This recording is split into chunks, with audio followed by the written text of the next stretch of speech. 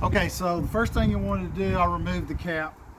So I'm going to get this set at 35 pounds because I know that's what the pressure needs to be in the truck tire, and I'm going to hit start. I believe you could probably put 5 pounds of pressure in all 4 tires and still be within that 10-minute range before you have to shut it down and let it rest for 10 minutes.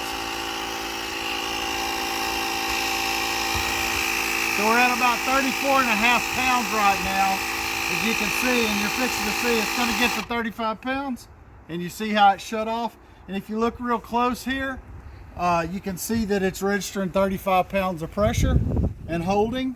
And then all you have to do is just come, and I want to show you the timer. So it actually took a little less, about 1:50 for it to shut off. And then all you do is just unscrew it from the valve stem